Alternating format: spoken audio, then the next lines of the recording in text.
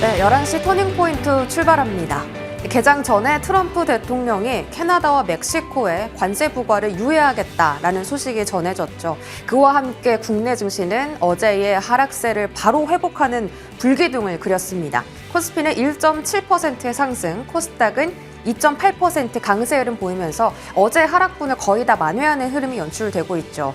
하지만 이 트럼프 대통령이 앞으로 어떤 말을 할지 아직은 미지수입니다. 그래서 관세 리스크에 따른 이 변동성 확대는 당분간은 불가피해 보인다라는 증권가의 전망이 나왔습니다.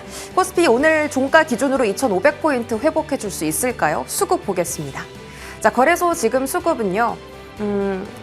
어제는 개인의 나홀로 사자세였는데 오늘은 외인 기관의 동반 순매수가 나타나고 있습니다. 하지만 외국인의 매수 규모가 그렇게 크지는 않다라는 점, 현재는 1,000억 원대 밑돌면서 거래되고 있고요. 기관이 3,000억 원 가까운 순매수 행진을 나타내고 있습니다. 코스닥 수급도 보겠습니다.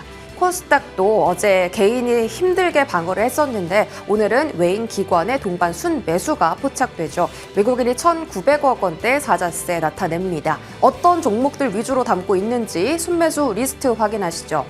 어제 빠져나갔던 반도체 투톱에 오늘은 외인 기관의 순매수가 들어오고 있습니다. 삼성전자. 일단 이재용 회장이 샘 올트먼 CEO를 만난다라는 회동 소식에 오늘 삼성전자가 하이닉스보다 더 강한 탄력을 보여주고 있습니다. 물론 주가가 밸류적으로 바닥인 것도 있었지만 이번 회동을 통해서 어떤 새로운 뉴스가 나올지도 귀추가 주목되는 상황이고요. 그 외에도 어제 크게 빠졌었던 최근에 외국인이 샀는데 어제는 하루 만에 좀 매도가 강하게 나왔죠. 그런 종목들 위주로 다시 담고 있습니다. 네이버, 유한양행, LIG 넥스원, 효성중공업, 재룡전기 같은 종목들이고요.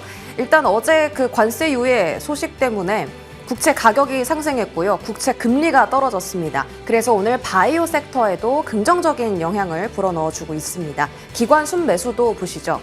기관이 사고 있는 종목은 반도체 투톱입니다. 거기다가 시총이 큰 종목, 기아, 그리고 현대차, 자동차 종목들도 담고 있고요. 전력설비 안에서 HD 현대 일렉트릭도 담고 있습니다. 카카오 대표도 오늘 샘 올트먼 CEO 만날 예정이고요.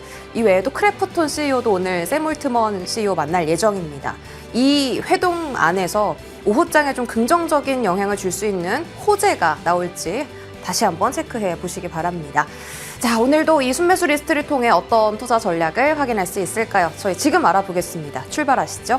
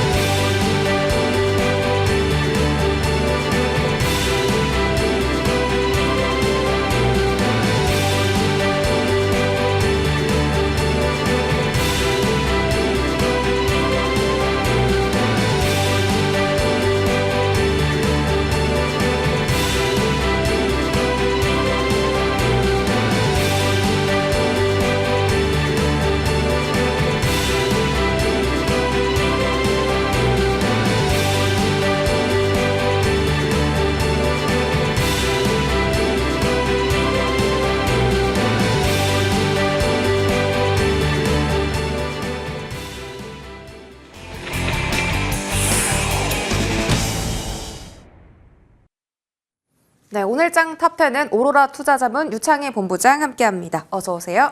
안녕하십니까. 네, 본부장님 반갑습니다. 2월 첫 시작이 살얼음판 같았는데 그래도 오늘 다행히 반등에 성공을 해줍니다. 역시 트럼프 대통령이 어떤 말을 뱉느냐에 따라서 증시가 좌지우지 되고 있죠. 관세 프라이싱 이제부터 시작되는 걸까? 일단 이 관세 리스크에 대한 변동성 확대는 앞으로 계속될 거다라는 게 이 증권가의 지배적인 시각인 것 같습니다. 금융시장 불안 초래 가능성이 열렸다. 한국도 안심할 수 없다. 또 상상이 증권에서는 지금 멕시코, 캐나다만 관세부가 집중받고 있지만 독일과 일본, 한국 순서로 통상 압박 확대될 수 있다라는 발언들을 계속 내놓고 있습니다. 그러니까 한국도 안전지대에 포함이 되어 있지 않다라는 거고 이 관세 리스크가 사실은 어제 출연자분은 좀 단기적으로 보셨거든요. 네. 본부장님은 어떻게 보세요? 저도 단기적으로는 보고 있지만 조금 체크해야 될 부분들 많이 있다 생각을 좀 하고 있어요. 캐나다하고 멕시코는 한 달 유예가 된 것이지 이게 없어진 건 아니고요. 또 이 두 개 나라는 임적 국가잖아요. 거의 붙어있는 국가이기 때문에 뭔가 바로바로 대응을 할 수 있겠지만 유럽 같은 경우하고 우리나라, 일본 이런 나라들은 인접 국가가 아니죠. 특히 유럽 같은 경우는 EU잖아요. 어떤 한 나라에 대해서 어떤 관세를 부과하는 게 아니라 EU 전체에 대한 관세 부과이기 때문에 각각의 어떤 합의를 도출하는 게 상당히 어렵다 생각을 좀 하고 있습니다. 그래서 이런 부분들은 최소한 1분기 정도까지는 굴곡이 있을 수 있다 생각하고 있기 때문에 항상 조금은 피곤하시겠지만 관련된 내용을 계속 찾아보시면서 전략을 맞춰가야 되지 않을까 생각하고 있고, 다만 저는 미국 증시가 이런 것 때문에 최근에 조정이 나왔다라고 볼 수도 있지만 사실은 지난 12월 FOMC 그리고 뭐 지난 딥시크 뭐 이런저런 그 최근 한 두 달 사이에 보면은 한 2% 이상 거의 나스닥 기준으로 일중 기준으로 한 3% 정도의 조정을 받는 경우가 많이 있었어요. 네. 그 얘기는 약간 미국 증시가 좀 비싼 거 아닌가라는 인식들이 좀 있다 생각을 좀 하고 있어요. 그러다 보니까 작은 뉴스에도 크게 해석을 하면서 주가가 좀 급락이 나오는 변동성 장세가 나오고 있기 때문에 여기에 맞춰서 우리나라도 약간 변동성이 좀 나올 수 있다는 부분들을 항상 체크하시면서 어떤 뉴스를 보기보다는 여기에 시장이 어떻게 반응하는지를 조금 더 체크를 하실 필요가 있지 않을까 생각하고 있습니다. 포지션 잡기가 참 어렵네요. 네. 일단 그 말씀 주신 것처럼 미증시 버블 논란도 좀 나오고 있습니다. 바이든 정부 하에서 나온 유동성으로 미증시가 끝없이 올라가고 있었는데 트럼프 대통령의 여러 가지 리스크를 통해서 지금 미증시가 고점 압박을 받고 있는 상황이거든요. 그러면 어떻게 포지션을 잡을까요? 어제처럼 조정이 나왔을 때 네. 종목을 샀더라면 오늘 하루 만에 수익이 발생했을 텐데 라는 생각도 들고, 또 어떤 말을 할지 모르니까 불안하니까 네. 관망을 해야 되나 싶기도 하고, 지금 같은 타이밍은 조정 시에 매수입니까 아니면 관망입니까?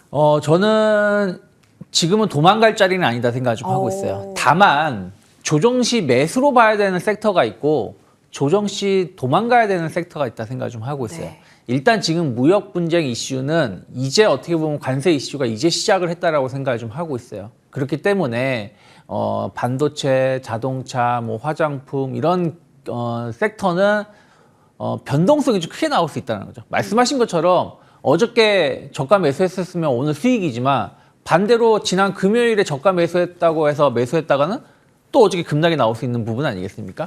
그래서 이런 부분들에 대해서 일단 악재가 노출된 섹터에 대해서는 최대한 조심스럽게 접근하는 게 맞다 생각하고 있고, 악재에서 좀 자유로운 분야들, 예를 들어서 오늘도 AI 소프트웨어 상당히 강한 상승을 좀 보여주고 있고, 그리고 로봇주들 좋은 상승을 보여주고 있고, 그리고 엔터라든지 이런 쪽에서도 나쁘지 않은 흐름들이 있거든요. 그래서 관세에서 상대적으로 자유로운 부분들, 또 관세로 인해서 미국에 대해서 어떤 공장 시설을 더 많이 지어야 됐을 때 수혜를 입을 수 있는 부분들에 대해서는 오히려 어저께 같은 경우 조정이 나왔을 때는 좀 매수 관점으로 접근해 볼 수 있지 않을까. 그래서 항상 주식시장은 정답은 없습니다. 그때그때의 흐름에 맞춰가지고 주도할 수 있는 섹터에 대해서 조금 더 집중하는 전략은 계속 이어가면 좋지 않을까 판단하고 있습니다. 지금 시장을 떠날 타이밍은 아니다라고 하셨고, 물론 섹터마다 이 투자 전략이 다르게 적용된다라고 말씀해 주셨습니다. 그럼 섹터로 좀 분류해 볼까요? 일단 관세 피해 섹터로 불리는 쪽과 이제 수혜 섹터로 불리는 쪽, 중립인 섹터가 있습니다. 제가 어제 정리한 건데, 그러면 우리 본부장님이 보시기에 지금 관세 피해주들, 뭐 자동차, 반도체, 2차 전지를 저가 매수하는 게 맞는 건지, 다시 한번 관세 리스크가 부과될 것을 염려해서 수혜 쪽으로 지금은 좀 비중을 확대해 놓는 게 좋은 건지, 전략이 어떻게 될까요? 일단 수혜주 쪽으로 보는 게 맞다 생각을 좀 하고 있어요. 다만 수혜주도 제가 보는 관점에서는 오히려 뭐 이런 히토류 같은 경우는 사실은 그동안 효과가 없었다는 게 많이 확인됐었던 부분들이 좀 있었기 때문에, 그리고 시가총이 좀 작죠. 그래서 이런 쪽을 좀 보기보다는 오히려 아까 말씀드린 로봇 같은 경우 어쨌든 IRA 때도 우리가 경험을 좀 했었고, 그때 당시에는 초기에 공장을 짓는 거기 때문에 로봇 수요가 별로 없었다라면 지금은 이제 공장이 거의 막바지에 있거나 공장이 다 지어진 상황이라는 거죠. 그리고 더 많은 공장을 지어야 된다라면 그 높은 임금 미국의 인건비를 감당하기 위해서 좀 더 스마트 팩토리를 빨리 더 진행한다든가 로봇을 더 많이 사용할 가능성이 높기 때문에 이런 부분들에 대해서 관심을 좀 더 가져볼 필요가 있다 생각을 좀 하고 있고 네. 그리고 또 반사이익을 누릴 수 있는 부분들 관세에서 조금은 자유로운 부분들의 기업들에 대해서 계속 꾸준히 우리가 체크를 해 나가신다면 충분히 네. 좋은 결과 볼 수 있지 않을까 생각하고 있습니다. 피해 쪽보다는 수혜 쪽으로 시선을 돌리는 게 나을 것이다라고 설명해 주셨는데 오늘 주가 흐름은요.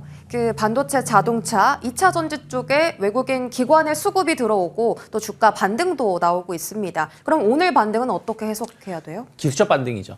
그러니까 어저께 많이 빠졌잖아요. 사실은 2차 전지에 오늘 좀 많이 오르고 있어요. 네. 근데 어저께 2차 전지 관련된 종목군들 보면 52주 신저가로 다 빠졌습니다. 맞아요. 그리고 어저께 빠진 종목군들 대부분 아니지만 한 6, 7% 정도 이상 하락했었던 종목이 제가 뭐 지금은 체크 못했지만 1시간 전만 본다 그러면 한 절반 정도 회복한 정도 수준이거든요.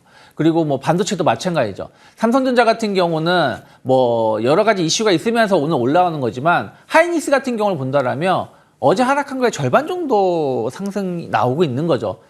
지난 금요일 어제 합쳐서 15% 정도 조정이 받은 거에 대해서 겨우 2%도 못 되는 반등이 나오고 있는 것이기 때문에 이게 모든 게 다 끝났다라고 말할 수가 없다라고 좀 보고 있습니다. 네, 알겠습니다. 그러면 관세와 상관없이 투자할 만한 섹터가 또 세 가지가 있습니다. 조선과 방산 그리고 엔터주인데 조선은 미국 수출하는 거긴 하지만 트럼프 대통령이 직접 협력 요청한 거기 때문에 네. 한국 조선 기업들은 그렇게 큰 타격이 없을 거다라는 게 지배적인 전망이고 엔터주는 사실 관세를 부과할 만한 어떤 상품이 딱히 없습니다. 그리고 방산주는 약간 이제 걱정되는 게 원자재가 상승 그 리스크가 좀 있거든요. 이 세 가지 섹터에 대해서는 투자 전략 어떻게 세워볼까요? 어저께 오늘 조선주들이 계속해서 얘기가 나오고 있고 네. 또 아까 말씀드린 것처럼 좀 트럼프 이 관세에서 좀 벗어날 수 있는 기업을 계속 봐야 된다고 말씀드린 것 중 하나가 어저께 정답이 나왔었어요. 무슨 말이냐면 네. 어저께 그러니까 지난 주말이죠. 주말에 멕시코, 캐나다에 관세를 부과했을 때 캐나다의 에너지 분야는 10%만 관세를 부과했어요. 그리고 인도에 관해서는 오히려 관세를 인하해 줬습니다. 무슨 얘기냐면 생각이 있다라는 거죠. 우리가 지금 관세를 부과하지만 부족한 부분들, 우리가 약한 부분들은 최대한 적게 타격을 입기, 영향을 덜 받기 위해 노력을 하겠다라는 게 보여준 거거든요. 그러면 그 조선 산업 같은 경우는 배를 만들 수 있는 국가가 중국, 한국, 일본밖에 없잖아요. 네. 그러면 아무래도 중국을 더 규제를 강화하기 위해서는 한국하고 일본의 도움이 더 필요할 수밖에 없기 때문에 관세를 부과한다고 하더라도 상대적으로 적게 부과할 가능성이 높다라는 힌트를 다시 한번 얻을 수가 있었고 또 방산 같은 경우도 마찬가지죠. 어찌되었든 지금 미국이 지금 WHO라든지 이런 부분들 파리 기업 협약이나 이런 걸 다 탈퇴를 하면서 뭐라 그럴까요? 그 지원금을 다 지금 동결하고 있거나 보류하고 있잖아요.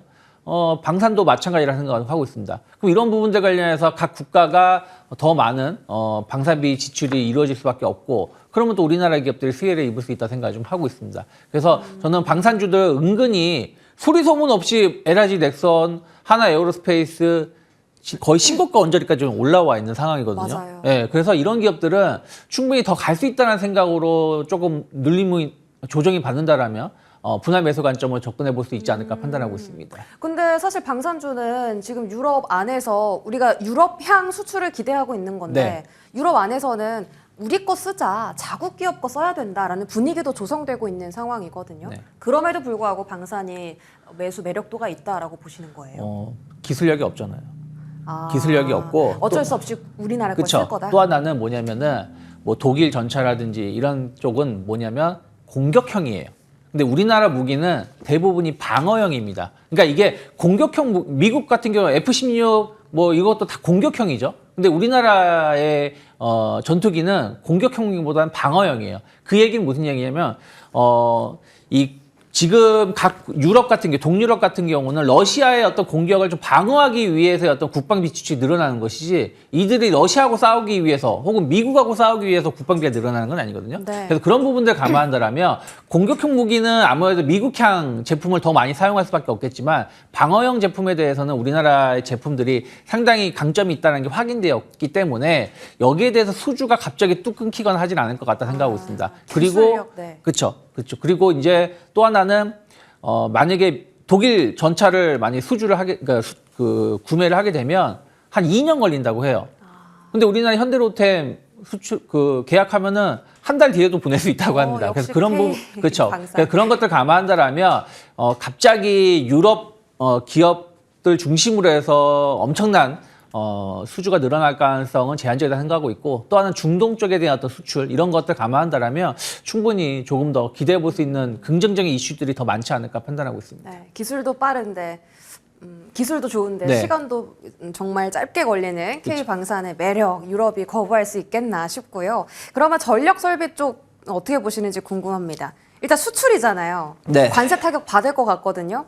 근데 오늘 또 효성중공업 리포트 보면 변압기 수요 진짜 역대급이다. 목표가 상향 조정 받았습니다. 거기다가 오늘 기관이 또 HD 현대 일렉트릭 사고 있기도 하고 전력 설비가 수출 관세 걱정되긴 한데 이렇게 실적이 좋다 하면 어떤 쪽에 저희가 포커스를 두고 이 전력 설비 섹터를 봐야 돼요?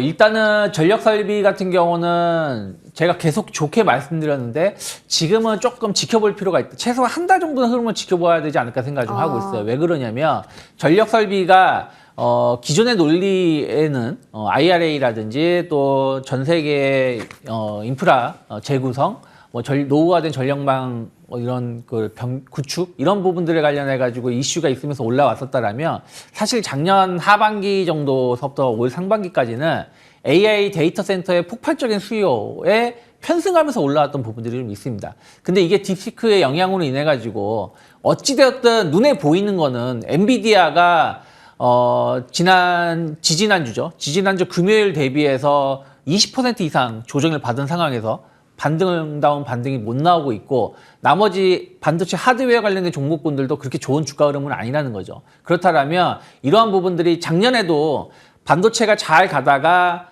이제 겨울이 온다. 모건스탠리의 이 리포트로 하이닉스, 마이크론 테크놀로지 등이 추풍 낙엽으로 빠졌을 때 같이 밀린 게 전력 인프라 관련된 기업들이었거든요. 근데 이들 기업이 실적도 나쁘지 않았고 그리고 다시 AI 데이터 센터에 엄청난 투자를 한다고 하면서 올라왔었던 부분들인데 이 부분에 대해서 약간의 지금 이제 의구심들이 좀 있는 거다 보니까 이런 부분들이 해소되기 위해서는 또 최근에 많이 올라온 부분들에 대해서 어떤 가격 물량을 좀 해소하기 위해서는 조금 한 달에서 짧게는 한 두 달. 과거에도 항상 그랬습니다. 전력 인프라 관련돼서 좋게 보고 있지만 또 한번 크게 올라왔다가 또 쉬어갈 때는 짧게는 두세 달, 길게는 5, 6개월 쉬어갔기 때문에 네. 지금은 공격적으로 매수한다라기보다는 흐름을 좀 보면서 좀 충분히 조정이 나왔을 때 분할 매수 관점을 접근하는 게 네. 맞지 않을까 판단하고 있습니다. 전력 설비는 일단 한 달간의 흐름을 지켜봐야 된다라고 하셨고 결국 이제 매수 매력도 높은 쪽은 방산으로 확인해 주신 거네요.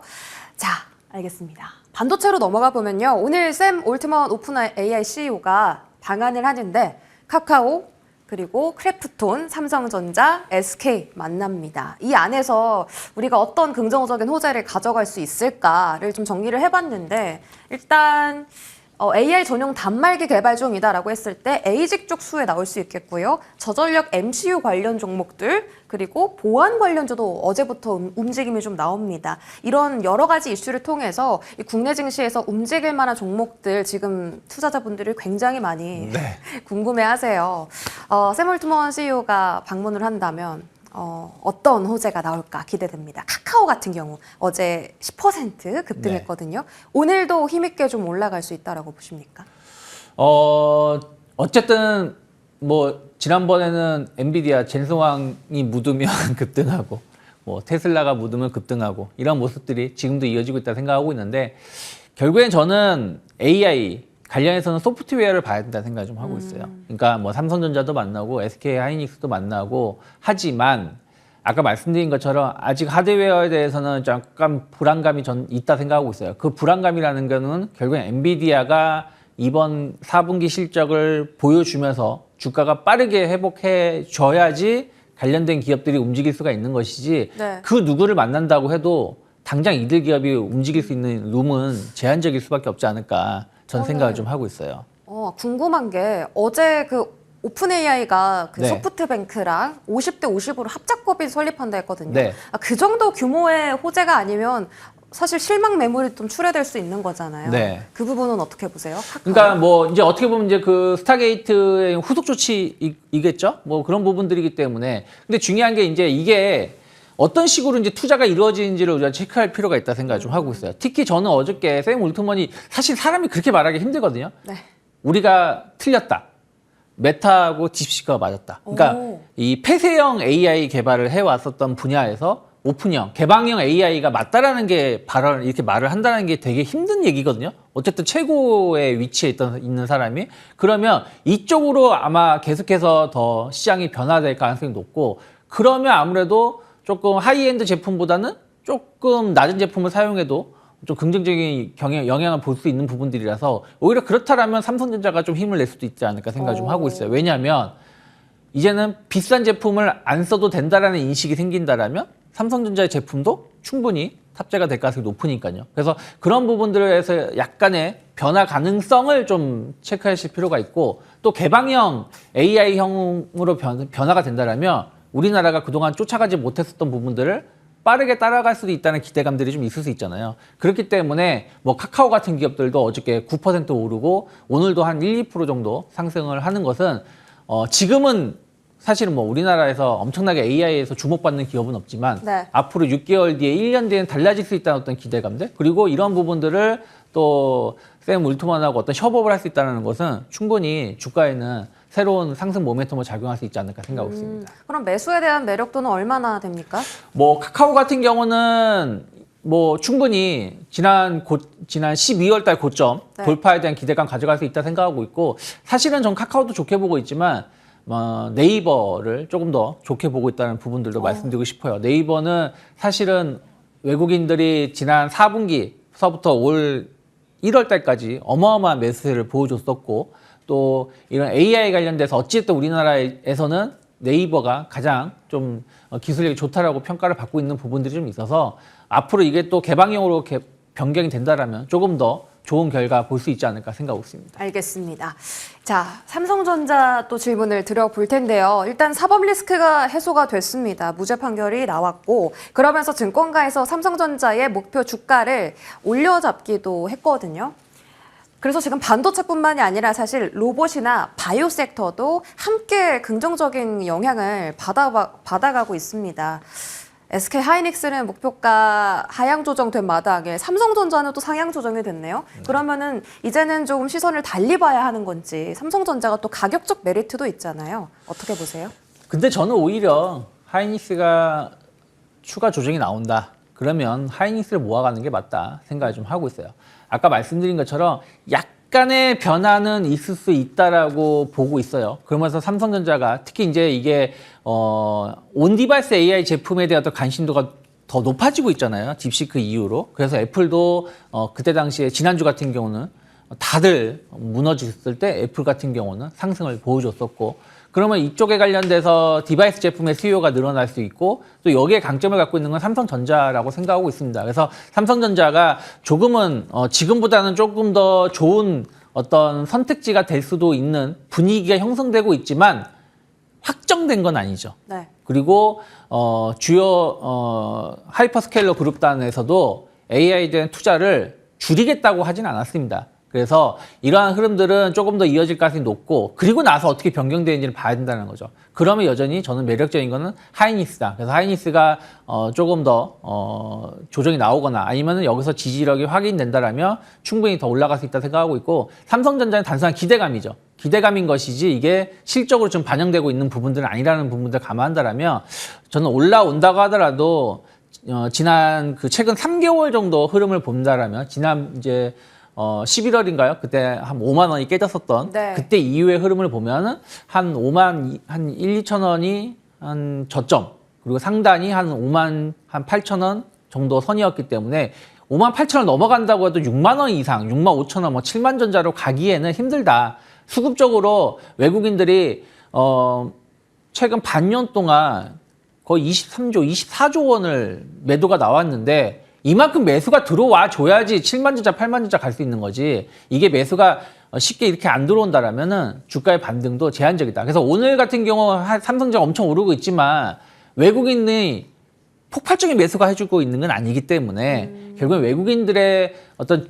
중장기적인 꾸준한 매수세가 한 달 이상 얼마나 유입되는지를 확인해야지 진짜 삼성전자의 체질이 변할 수 있다는 것을 예상해 볼 수 있지 않을까 판단하고 있습니다. 알겠습니다. 체질 개선의 여부는 아직 조금 더 확인해 볼 필요가 있겠다라고 언급해 주셨고요. 지금 속보가 떴는데 오픈 AI와 카카오가 전략적 제휴를 맺기로 했다. 아직 구체적으로 어떤 제휴인지는 속보라서 나오진 않지만 올해 이제 새롭게 AI 서비스가 나오거든요. 카나나라는 서비스인데 여기서 카카오의 소프트웨어 기술이 쓰일 수도 있겠다라는 기대감이 커집니다. 자, 카카오 지금이라도 진입해야 될까요?